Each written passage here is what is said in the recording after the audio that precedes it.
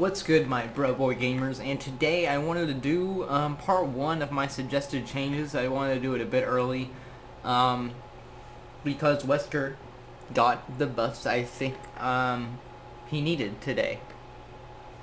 So today I'm going to go through the three most recent killers, Sadako, Dredge, and Wesker.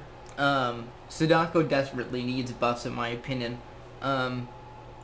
She could use a bit of chase power. I don't think she should be chase oriented in the slightest, but I think she needs some chase power of just something to help her out a tiny bit in chase, and I think her condemnation needs to be stronger as well as her project. So I think for what I was thinking, all of these buffs would all of them I think would happen at the same time, and I still think would be fair. So, lunging within 1 second of manifesting has a 25% increased range. So it's kind of like a Myers, I guess you could say, kind of like a Myers tier 3 lunge, a second after manifesting, which kind of helps her in chase. It's nothing huge, nothing crazy, but it helps. I think it would help a bit, and increase the duration of the project movement speed boost from 1.5 seconds to 2 seconds. Just a little bit of a buff to kind of further help this the projection and catching up to a survivor you hit with your condemnation from a projection. Base kit ring drawing. Ring drawing is such a requirement on here. There's no reason it's an add-on. So just make it base kit. It furthers her hit and run style. It does so much good for her when just making it base kit. When fully condemned, a survivor is incapable of retrieving a tape. So basically, if you're fully condemned and you do not have a tape in your hands already, you are condemned for the rest of the match, is what this means. So this is going to make interacting with tapes before you get fully condemned far more important. Because if you get fully condemned and you don't have a tape in your hands, you're screwed. So basically, it just means that if you have a tape in your hands already, though, and you reach full condemned, you still have a chance to get out of the condemnation. But if you just kind of get caught out and you reach full condemnation and you do not have a tape in your hand, you are going to die. You are going to get punished. And a fully condemned survivor is incapable of exiting the trial through an exit gate. A really niche change, but I think it would also help her a decent amount. Further punish fully condemned survivors. So none of those changes are really meant to increase the amount condemnation happens, but when it does happen, make it harder to get rid of and far more punishing. And ring drawing, since it's becoming base kit, it's going to be completely changed. Survivors with condemned progress healing within 16 meters of a power TV have their aura revealed to you. I think this would be pretty good. Pretty good for information at times. It's kind of like a mini A Nurse's Calling around the whole map when the TV's powered. So I think it could be pretty strong, and it doesn't really tell. They don't really know you have ring drawing unless you do some really suspicious shit by just going straight for that TV even though there's none of gen there. Otherwise they would not have a clue. Iridescent and videotape, this one was really strong, so I thought a little bit of a nerf would be due, especially with the lunging within a second of manifesting buff that would come with this. So hitting a survivor 5 seconds after manifesting down from 8 instantly activates last 4 TVs turned off by projection. I think these changes for Andrea would probably push her into the mid B tier, mid-high B tier-ish. I think that's exactly where she should be. Dredge. These changes are more focused on making Nightfall more prominent in chase. It's something you need to worry about more, but it takes more effort to get, and also the Remnant has a separate use now apart from chase. And also, while in Nightfall he doesn't have a stupid amount of tracking because it's literally the same range as Sadako Condemn from a TV, which in my opinion is stupid as hell. So, while in Nightfall, exiting a locked locker will no longer slow you down. This would be really good in chase. This would really amplify the Dredge's Nightfall chase potential and would kind of make his Remnant less helpful, I think. while he's in Nightfall and make it more of his chase tool outside of Nightfall, which is, I feel like, a bit of an interesting twist. And if the Dredge is in a locker and still has 2 or more teleport tokens available, it is capable of teleporting back to its remnant while in the locker. So now you can basically, when you teleport to the locker, your remnant kind of stays there and it lingers. But the second you commit to teleporting by using another teleport token or exiting the locker, you can no longer teleport to that remnant. So this is more of something where you can go ahead and have a quick scout in one little area, and then you can dip back if you want to, or just commit to the teleport. I think this would also give him a higher skill floor. Or sorry, higher skill ceiling. And Nightfall requires 350 charges to activate, up from 300. Not a crazy change, but I do think this 50 charges can actually be a decent amount. It will definitely take longer to get Nightfall. Nightfall is incapable of gaining charges when only one survivor is not on the floor, not hooked or dead. So that also will make Nightfall a bit harder to get if you're playing really, really well. And I think Nightfall should have been like this in the first place.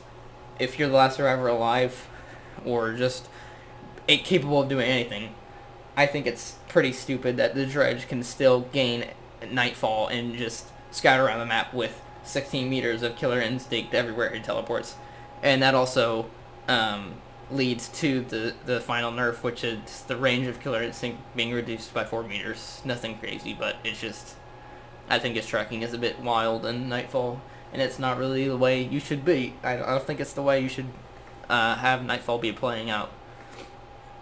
Some of his add-ons, I wanted to change not only one of the really weak ones that is for some reason an iridescent to make it actually kind of more valuable, but also his most prominent add-on, which I feel just completely stomps over every other add-on, which is Broken Doll. So I think Broken Doll being the only add-on that really affects Nightfall time is pretty hurtful to all of his other add-ons and just ruins their potential, because Broken Doll is so strong right now. So I think keeping Nightfall, it's always going to be 60 seconds now with this change, and I think that's a good thing. Now it's a set duration from Nightfall. Broken Doll, it was just like an extra 20 seconds. I mean, it just felt pretty painful that every time you went against a Dredge, it was pretty much just Broken Doll. But yeah, Broken Doll now, it reduces the minimum amount of teleport tokens required to return to your remnant while in a locker by 1. So now you can have only 1 teleport token and go back to your remnant. I think this is pretty helpful, especially with the add-on that gives him an extra teleport token. So you teleport 3 times and still go back to your remnant, which I feel like it would be a really fun combo to use. And the sacrificial knife behavior, what the fuck are you thinking with this add-on? It's so ass. It is terrible. The window block duration increased by 1 second, and it's further increased by 50%, which is 9 seconds if you exit a locked locker. And since this only procs while in Nightfall, the additional buff where exiting a locked locker in Nightfall doesn't slow you down, I think this add-on could be really disgusting with a locker buster build on Dredge. So I think that would be a lot of fun to play with, and I think this would add a lot more variety to the Dredge and more skill. And finally, we got Wesker time. Throwing or slamming a survivor into a drop pallet or breakable wall destroys it. I don't know why this wasn't already there. Yeah, I feel like it would make his hits feel far more impactful. It's a really niche thing, but it would be so much fun to get value out of just slamming a survivor into a pallet and shutting the fuck down of a loop without wasting much time. Survivors gain 25 infection charges when hit by a virulent bounce. That's a 1/4 of max, instead of 20, which is a 1/5. I think you should be rewarded for hitting your dash more than just waiting around and making them gain infection charges by just hitting and leaving. Like I feel like it should be more reliant on you actually hitting the bounce, not you hitting one, waiting around, and then they hit max infection. If an injured survivor with deep wound has another survivor thrown into them, they're put into the dying state. This is just to make it so like body blocking isn't. It's also a really niche change, but body blocking would be decently weak if you're chasing or trying to chase somebody and they are already in deep wound. They took a BT hit, they had off the record, they had dead heart. Someone's trying to take a hit for them, bound, boom, and they're down. Even though someone tried to body block, they're down. I think it would be. I feel like it's just kind of dumb that if someone body blocks for a server that already has deep wound against Mastermind, he can't do anything, but every other time he can, which is kind of stupid. So I feel like that would fix it up a bit. And survivors only gain 0.6 infection charges a second passively, down from 0.8. Again, same reasoning as the second buff. If a healthy survivor has another survivor thrown into them, they no longer suffer from deep wound. I don't know why they decided to add this. Oh, what, they didn't notice it? I don't care. This was a really stupid idea, I think, in my opinion. And the hindered effect from full infection is 6%, down from 8. 8% is really fucked, especially with Hen's recent video.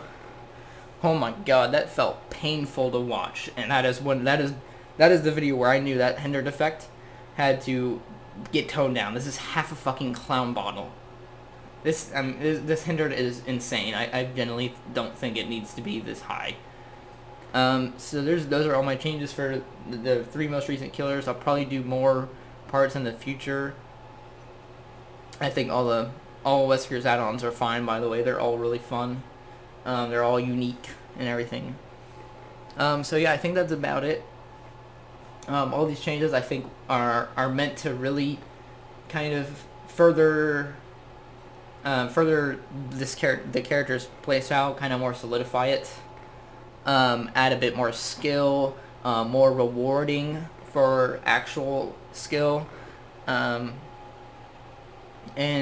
yeah, those are the main points. And also just kind of buff the killers that are shit right now, that as well, and also kind of getting some of the add-ons that are really in need of some touching. I'm not going to really worry too much about add-ons, but if I feel like they're a bit over-tuned or under-tuned, then I will probably talk about them in the suggested changes. So that's it. I'm done with this first part.